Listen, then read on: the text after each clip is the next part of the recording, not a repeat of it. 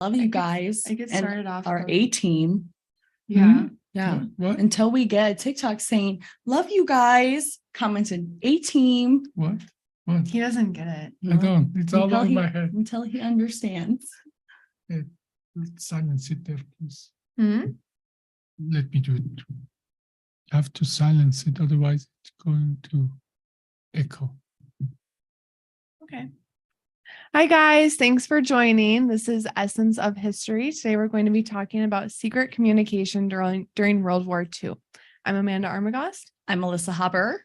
And I'm the man in black, a man of mystery, all in black, talking about all the secret things that make us win the war in Second World War. And make no mistake, Second World War was a technology war, was a mathematician war. It all makes sense now. Why Dr. Abbasi would be so excited about talking about World War II. Did I hear mathematics? Why was World War II a mathematician war?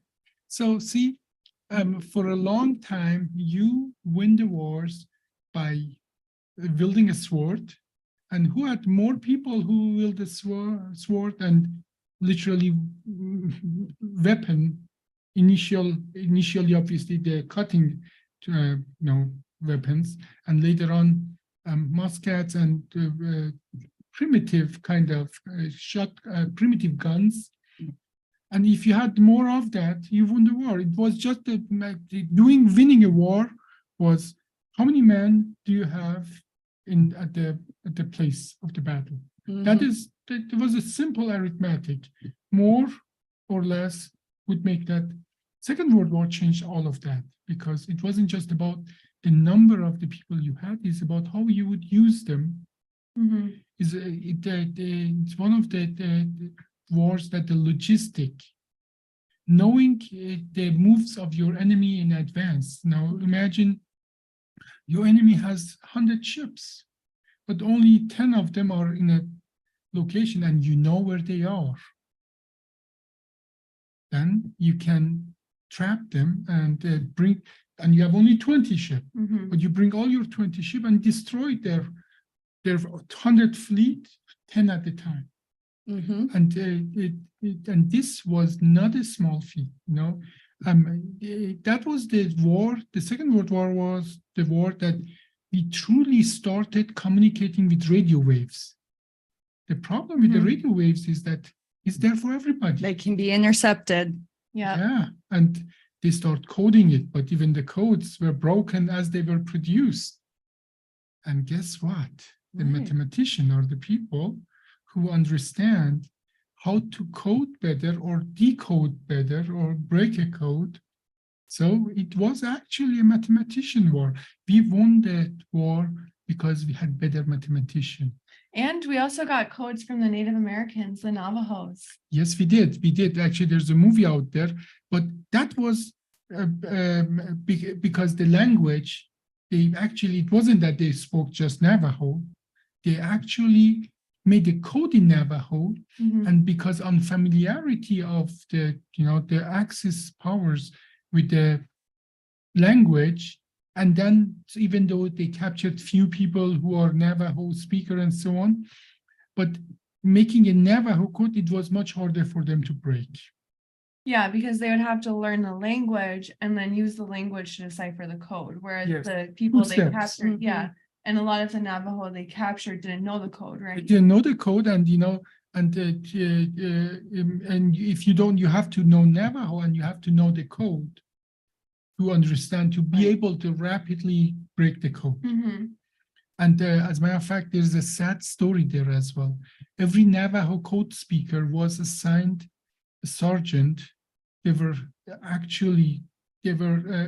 told by US Army, if they get captured, they have to kill the code speaker.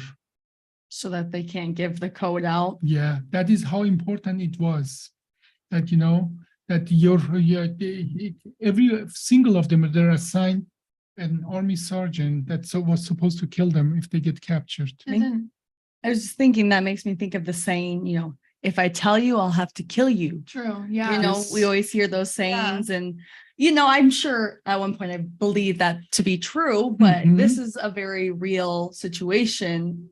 Quite, you know, it's not even been 100 years. No, it has not been. And- That's a beauty. And they were using, quite frankly, that, you know, Yeah. if I tell you, I'll potentially have to kill you. Yeah, Did the Navajos know that the sergeant had to kill them if they were captured? I'm sure they, at some level, they knew that that guy who's just walking behind them at every point, and you know, they had to have somebody who carried those radio communication devices. They weren't like our small cell phones. They were like a huge backpack. Imagine that, like a 30-pound, 40-pound kind of things. Somebody had to carry that, and somebody had to speak for that. The Navajo speaker. So there's a carrier, there's a speaker, and then the third guy. What is the third guy there for? with the sidearm and so on, to Oh, protect them, obviously, at first. Hmm. But if there's no way to protect them, to pull the trigger. yeah. Yeah, but it wasn't, at least they were recognized for their importance, the Navajos in Yeah, 2000. and the consequences of catching one and breaking the code was that- many yeah. thousand people, Yeah. other people dying. So I sort of understand that, not a fair situation, Mhm. but I sort of understand that that is that necessary in that situation to make sure that the Germans or Japanese, they don't get our codes. Mhm. So Yeah, well, in 2000, they did get a congressional gold medal for yeah, what they did for us. The Navajo. Yes, the Navajo. by the way, you know, Navajo is a word that we use for them. That's not their word, is it? No, that's not the, no, first of all, most of the, I talk to, they hate to be called Indian. Mhm. And Native American, they're okay with that. And they don't even like Navajo, because Navajo is the Spanish word for them, the wielder of a knife. It's in Mm, the knife, Navajo is a knife wielder, the knife guy. And Yeah. that's how the Spanish called them. Hmm. I think they called themselves Diné.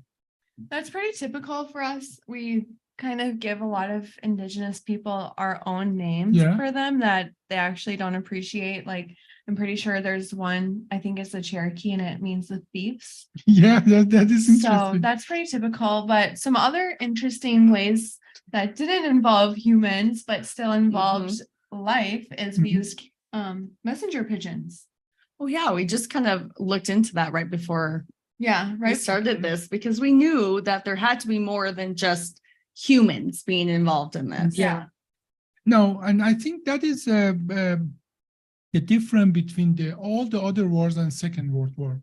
In all the other wars, the pigeon, they're a very big thing. You know, people, you send a message literally.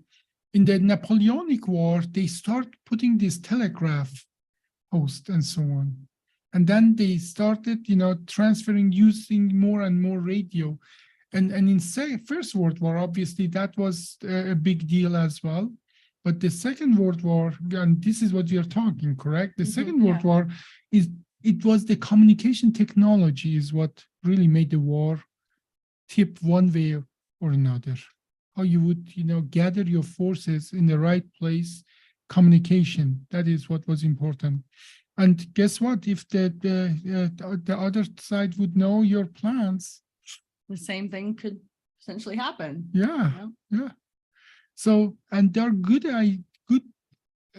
conspiracy theory. I'm saying good conspiracy theories that we actually caught the code and the news, their secret communication when they attacked Pearl Harbor. And but then eventually they went silence. You know, they stopped communicating after they Do went you to mean the full Japanese? when the you say Japanese, yeah, Japanese, yeah. It is good indication that we knew something is coming.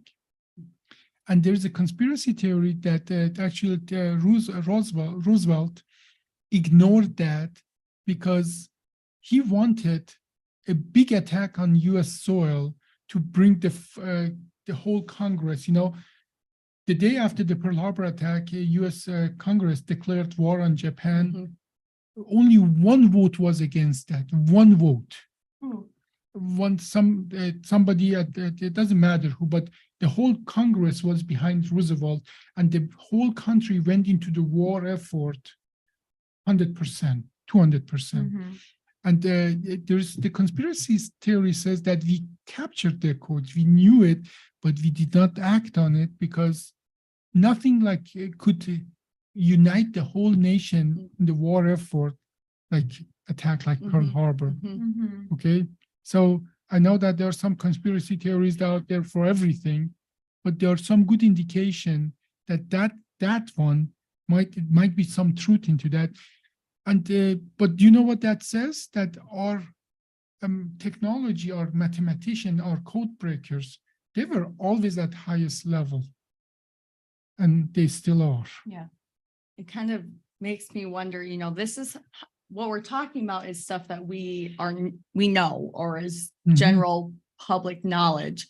And then you got to know, there's got to be a lot of stuff that we don't know, or that they were able For to sure. keep secret, or, these, Mhm. we call them codes. Well, maybe they had something else that we Yeah. can't even imagine. Because I got to think that there's some hidden stuff in there. Yeah, I mean, we even used things that were invisible. Like we had invisible ink. I think they had to heat it up, right, to see the ink. Yeah, that's an old one. That's an old one. But they Actually, used it during World War II. well, I'm sure they used it in every war, but that is easy. If you want to do that, just use just get some lemon juice and fill your, if you have one of those old, how do you call them? Like a pen cartridge and ink Pen cartridge. ink cartridge and so on. Fill it instead of ink with the lemon juice and write with that. And then it's that citric acid in that. If you heat it up, it actually becomes visible. What do you heat it up with? Well, don't burn. Like a blow dryer. Would We that should do work? that Well, with I my think it has to be a calligraphy little. pen.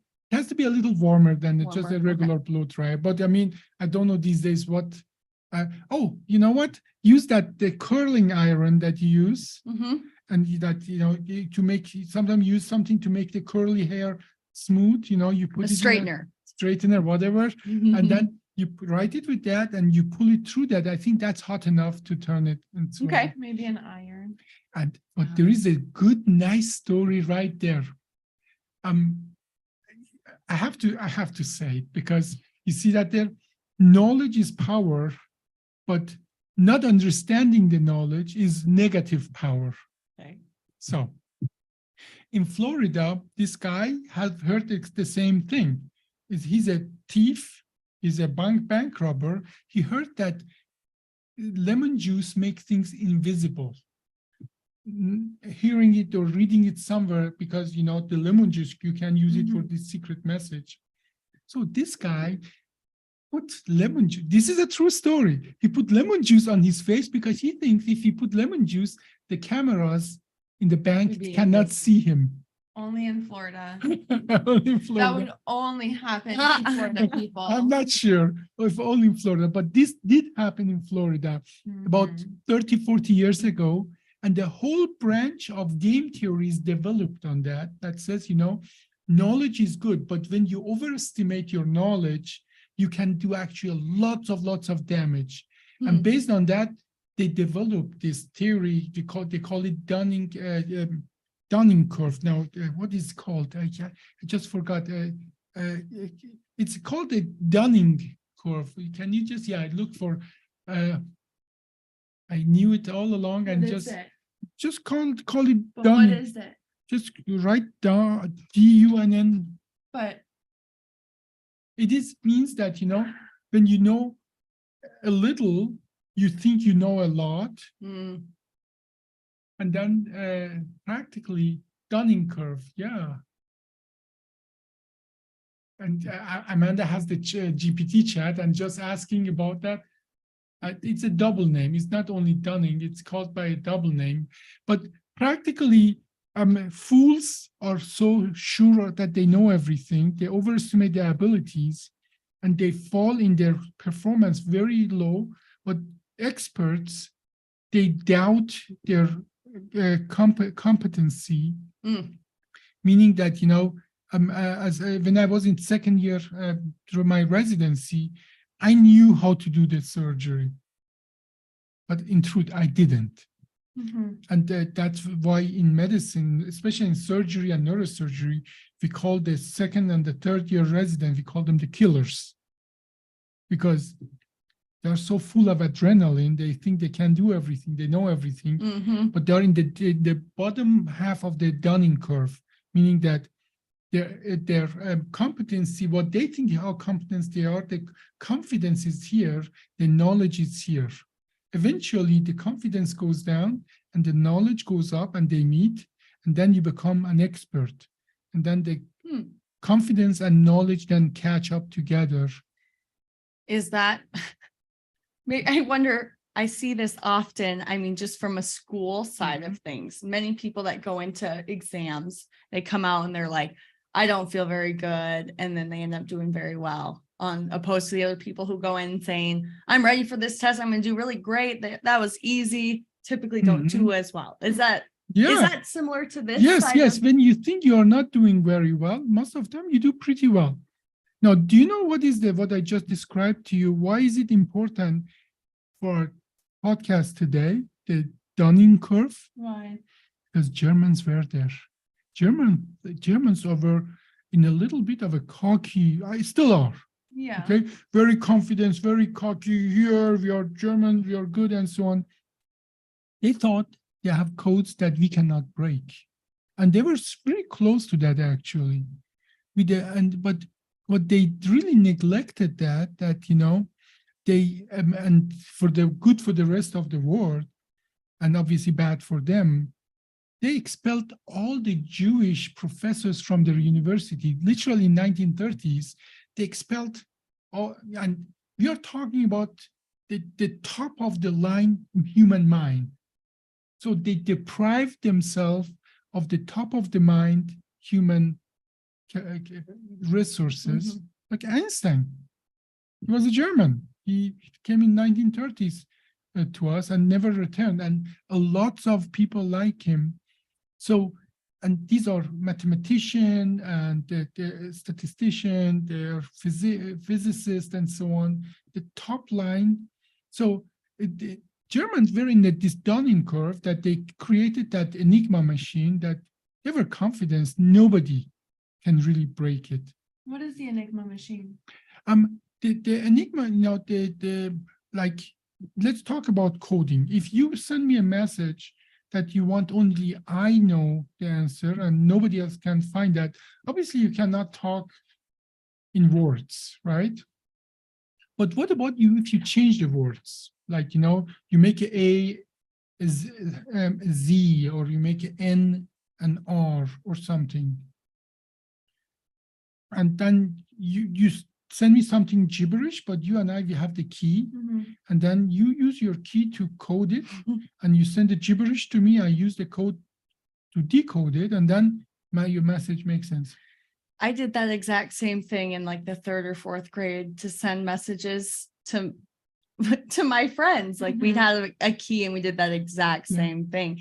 And I guarantee you, we were not that brilliant. Yeah, same as my sister and I. We used to be like kind of naughty, and we had certain things we weren't allowed to say because we were so annoying. So we would just change the letters. Yeah. How long do you think, even in 1940s, would any random mathematician need to break that code? Not very long. 2 hours. Yeah. Yeah. Now we can break that code in Seconds. In With milliseconds. Milliseconds. Do you know how we break that? Put it into Chat GPT. No, well, like that. But Yeah. I'm just in kidding. any language, certain letters are used statistically more often than the others. Oh, sure. And then you Vowel. just you see which letters are more common, and then you literally put those letters and move them around. Figure it out. Once you have 5 of those letters figured out, the rest is like if you look at the text that some misspelled, you still can read it. Yeah, So we after know. We know. Luckily, there's only 26 letters in the alphabet. We or go on your would be- LinkedIn and correct it. and I'm thankful for that. But yeah, but that is a millisecond it takes. Now it's harder if you change the order that A depending on what order it is, it can be a B, can be a C, can be a D, and so on and so forth. But even that is, with the computer and with the mathematical method, easy to solve.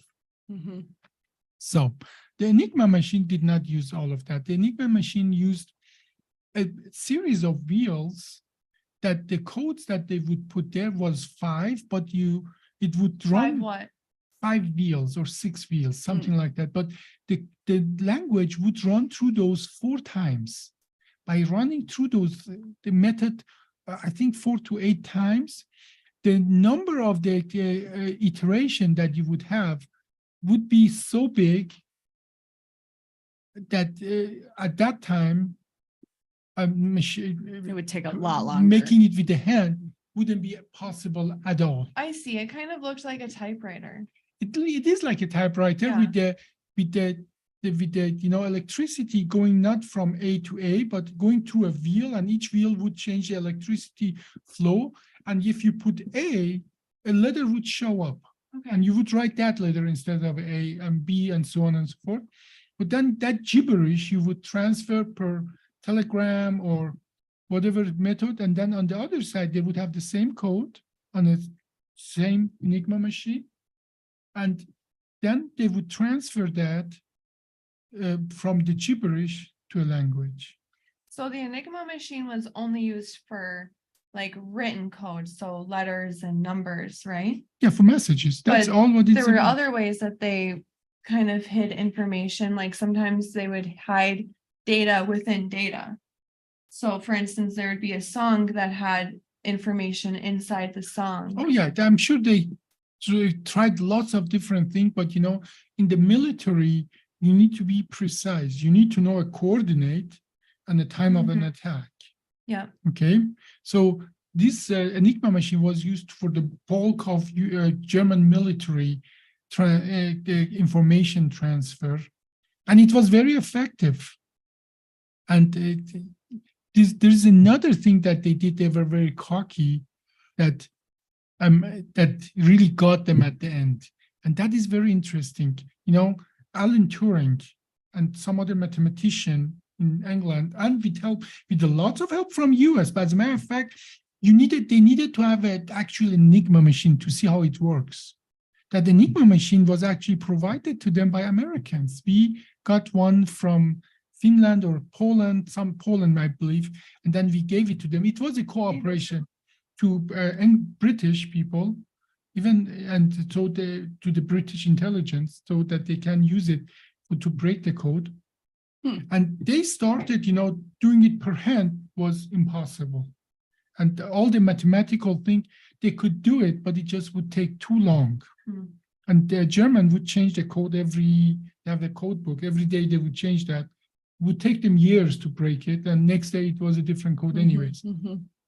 And then Alan Turing automatized the process in a mechanical, electronic kind of way, with very rudimentary tools they had, but it still wasn't good enough. Do you know what at the end really got them? These damn Germans, at the end of their message, they would say Heil Hitler.